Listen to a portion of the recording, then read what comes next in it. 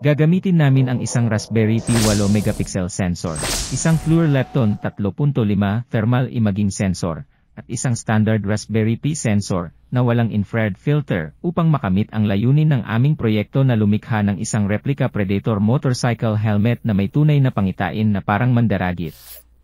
Ang Vidya Jetson Xavier NX ay gagamitin upang pagsamahin ang mga kamera na ito ng magkasama, na ginagawa itong tulad ng Raspberry Pi sa mga steroid.